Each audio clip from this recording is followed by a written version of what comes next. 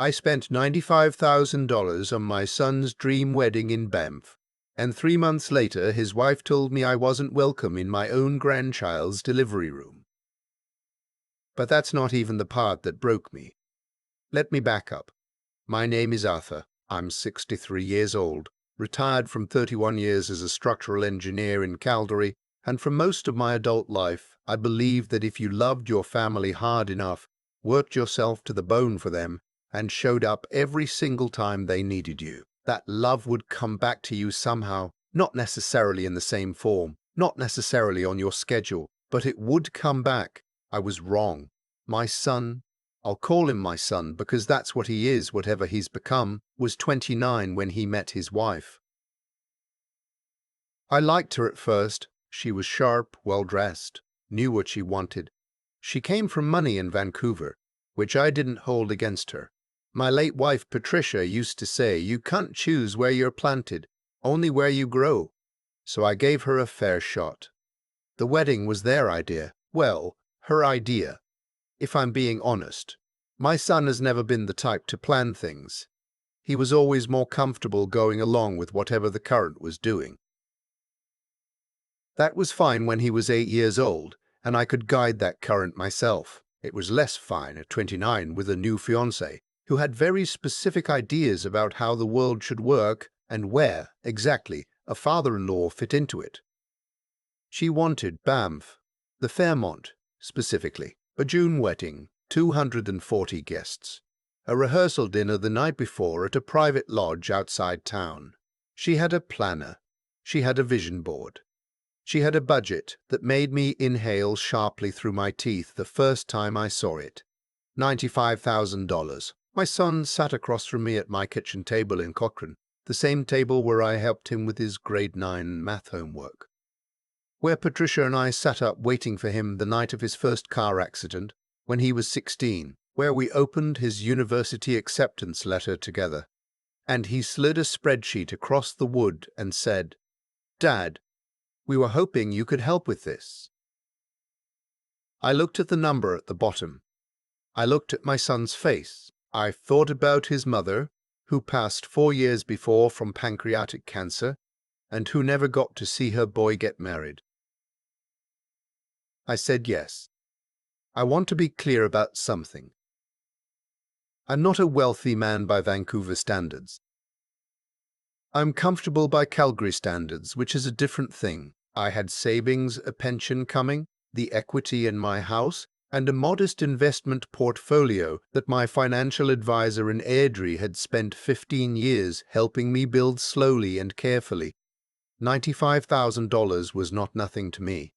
It was not a casual gesture. It was a decision I made with full awareness of what it cost, because I wanted my son to have the wedding his mother would have planned for him if she'd still been here to do it. I told him that. I actually said those words out loud, sitting at that kitchen table. He nodded and thanked me and then took a photo of the spreadsheet with his phone and texted it to his fiancée. The wedding itself was genuinely beautiful.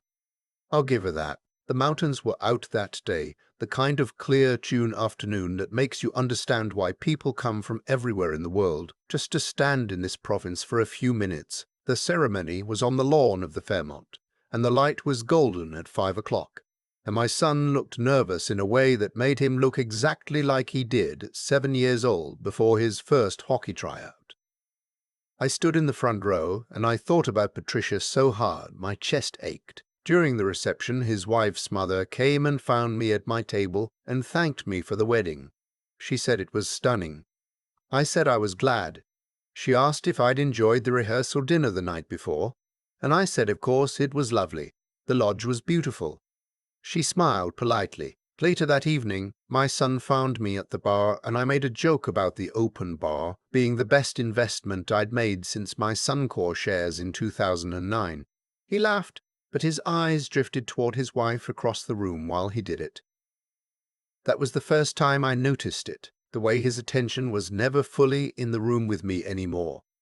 It was always half somewhere else. I told myself that was normal. That was marriage. That was a man building his own life. I'd done the same thing once. Patricia and I had our own world that my parents weren't always inside of. That's how it's supposed to go. So I told myself that. For 2 years, I told myself that. They settled in North Vancouver, which put 1,100 kilometers between us. I drove out twice that first year. I called every Sunday. I remembered his birthday, her birthday, their anniversary. When they told me they were expecting, I cried on the phone. Actually cried, which I haven't done since Patricia's funeral. And I drove to a baby shop in Calgary the same afternoon and spent 3 hours picking out things for a nursery. I shipped 4 boxes to North Vancouver. I got a text back that said, "Thanks, Dad." I told myself that was enough. The due date was in March. My son called me in January, while I was shoveling my driveway in -22, and told me the date. He said they'd love for me to come. He said his wife's parents were flying in from Vancouver Island, and they'd all be staying at a hotel nearby, and it would be great to have everyone together. I booked my flights that same night. Calgary to Vancouver, arriving March 14th, departing March 19th. I paid for a hotel room near the hospital. I arranged for my neighbor Ted to look after my dog. I told my retired friends I'd miss our Thursday curling that week. I planned it all carefully because that is what I do, that is who I am, that is how I show love. March 12th, my son called. He said, "Dad, I need to tell you something." The tone of his voice made me set down my coffee cup. He said his wife felt more comfortable with just her parents at the hospital. He said she was anxious about the birth, which was completely understandable, and having fewer people around would help her feel calmer. He said her mother was going to be in the room with them and her father would wait in the family lounge, and they thought it would be better if I just waited to visit until after everything settled down. I asked how long after everything settled down meant. He said maybe a few weeks. I was standing in my kitchen, the same kitchen. I looked at the table and I thought, I don't know what I thought. I thought about a lot of things very quickly.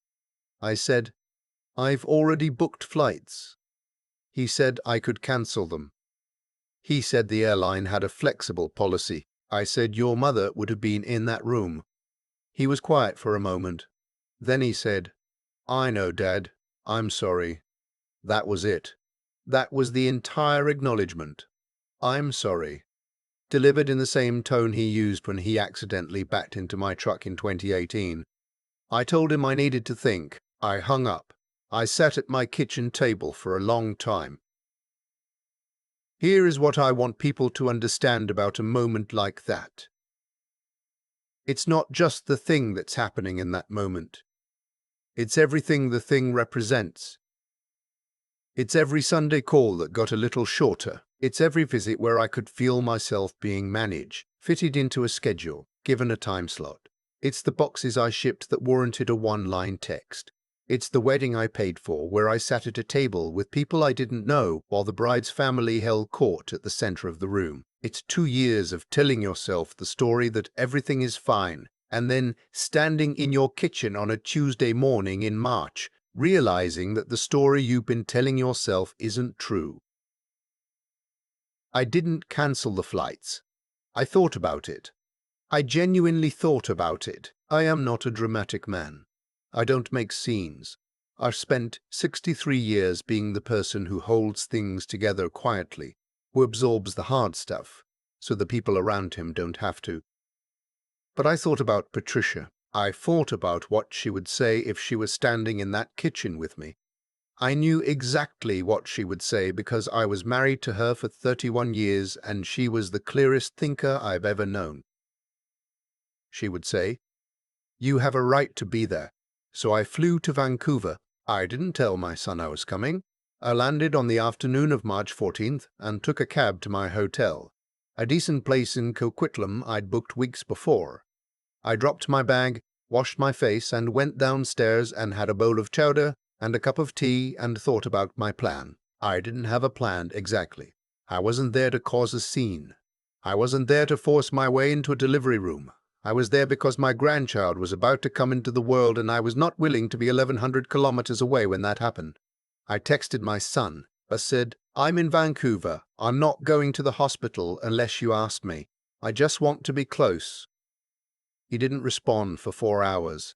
When he did, all he said was, Dad, why would you do this? Not a question mark, a period. Why would you do this? Not a question mark, a period. Why would you do this? I stared at that message for a long time. I typed back, because I'm your father. He didn't reply again that night.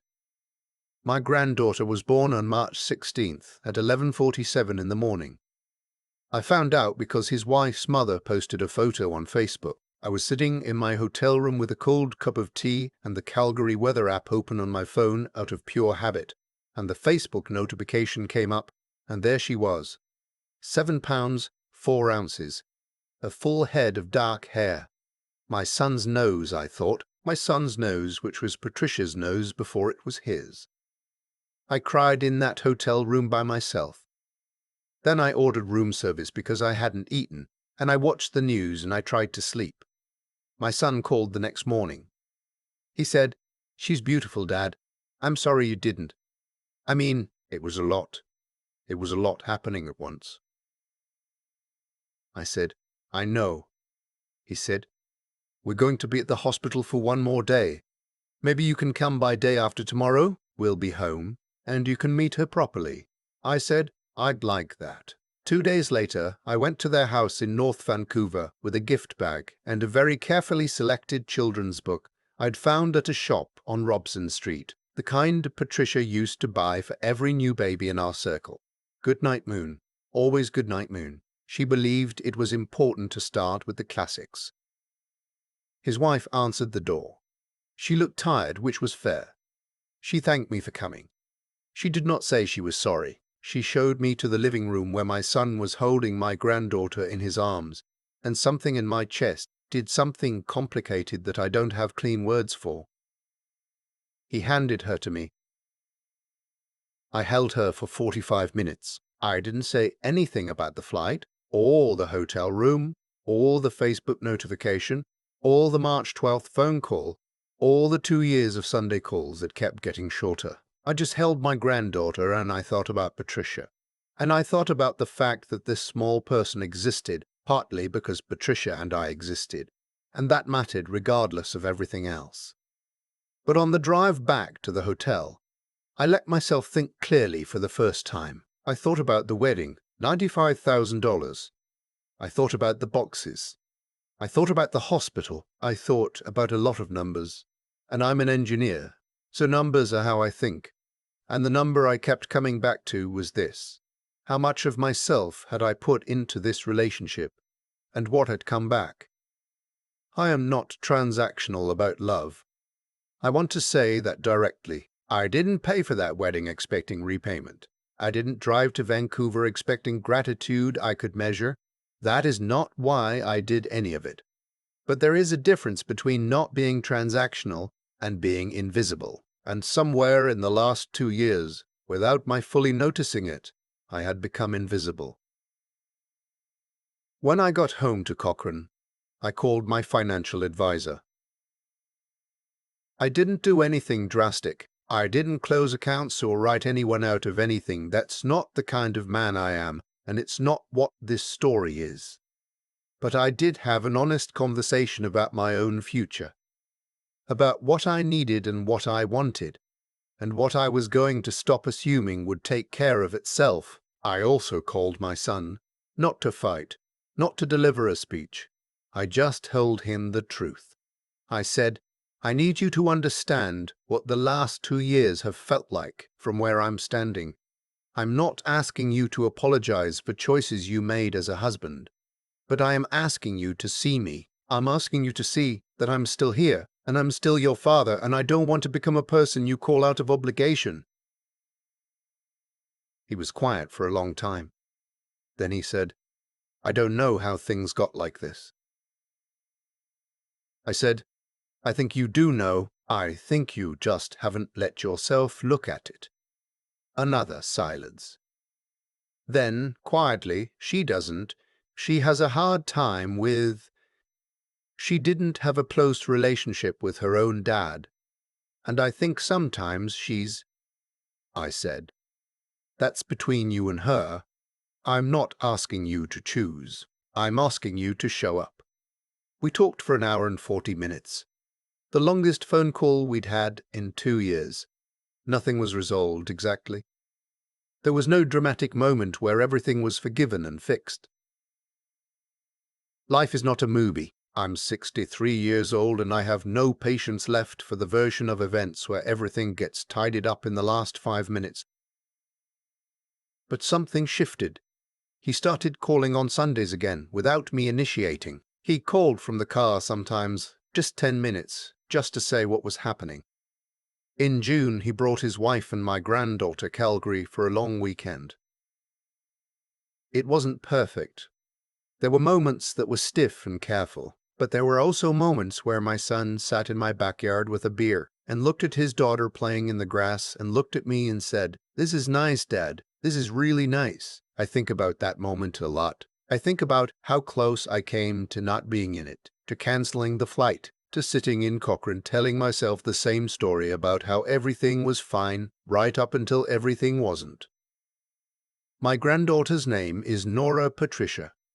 I found that out at the long weekend in June when my son finally told me. He said his wife agreed to it. He said he'd asked her to. I had to go inside after he told me. I stood in my kitchen over the sink for a few minutes with the tap running. Nora Patricia. Patricia would have loved that. She would have absolutely loved that. She would have said something funny and deflecting, because she was never comfortable with sentiment in the moment. And then later that night she would have cried quietly where she thought I couldn't hear her. I know, because that's what I did. There are things I wish I'd done differently. I wish I'd said something sooner, 2 years sooner, when I first felt myself being pushed to the edges. I wish I'd understood earlier that staying quiet to keep the peace is not the same as there being peace. I built my career reading structural load, knowing where the weight was, knowing what a beam could hold before it failed.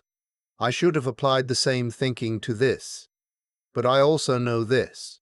I did not give up. I got on that plane in March, when every easy instinct told me to stay home and not make things difficult. And I sat in that hotel room by myself, and I held my ground, not by fighting, but simply by being present. By refusing to disappear, if you're a father reading this, or watching this, I suppose, and you feel like you're fading, like you're being shuffled to the margins of a life you helped build, don't disappear quietly. You don't have to make a scene. You don't have to burn anything down. Just get on the plane. That's all I did. I got on the plane. And somehow that was enough to start changing things. I'm going back to North Vancouver in September. My son asked me to come. He said Nora is starting to recognize faces now, and he wants her to know mine. I've already booked the flights. I keep coming back to that moment at the kitchen table in Cochrane when I first saw that spreadsheet. $95,000. I didn't hesitate. I didn't negotiate. I said yes. The same way I've always said yes to my son, completely, without conditions. The way Patricia taught me love was supposed to work. And for a long time I thought that was enough. I thought if I gave enough, showed up enough, stayed quiet enough when things felt off, the relationship would hold itself together by the weight of everything I'd put into it. That was my mistake. Not the giving. I don't regret a single dollar of that wedding. Not really. But the silence. The years of absorbing the distance and telling myself it was normal. That's where things went wrong, and I was the only one who could have changed it. Here's what I understand now that I didn't then. The people in our lives don't always drift away because they stop caring. Sometimes they drift because we make it too easy for them to. I made it easy for my son to take the path of least resistance, which in his case meant following his wife's lead and letting his father become a name on a Sunday call schedule. He's not a bad man. He loves his daughter. He loved his mother, but love without the backbone to act on it. That's just a feeling sitting in a room doing nothing. I spent 63 years watching what happens when people have good hearts but won't do the hard thing. Good intentions don't keep relationships intact. Decisions do. Getting on that plane to Vancouver in March was the most important decision I made in the last 10 years. Not because it changed everything overnight, it didn't, but because it was the first time I chose my own presence over someone else's comfort. I wasn't aggressive about it. I wasn't trying to win an argument. I just refused to disappear. And I think that's the thing nobody tells you about getting older. The world will let you fade out gracefully if you let it. It won't stop you. It'll even make it easy. The question is whether you have enough respect for yourself and the life you built to push back against that. Patricia was the clearest thinker I knew. She used to say that integrity isn't what you do when people are watching, it's what you do when staying quiet would cost you nothing in the short run. I wasn't just fighting for a seat in a hospital waiting room. I was fighting for the version of myself that Patricia believed in, the version that shows up, the version that doesn't fold under pressure, the version my son deserves to know, even when knowing me is inconvenient. Nora will grow up knowing my face because I got on a plane when I could have stayed home. That's not a small thing. That's everything. If you've spent years being the one who gives, who adjusts, who stays quiet to keep the peace, I understand that. I was that person. But I want you to hear this clearly. Your presence matters. Not your money, not your usefulness, not what you can arrange or fund or organize. You, the steady, quiet, stubbornly present version of you. That is worth fighting for. Not loudly, not with ultimatums, just by refusing, one flight at a time, to go away.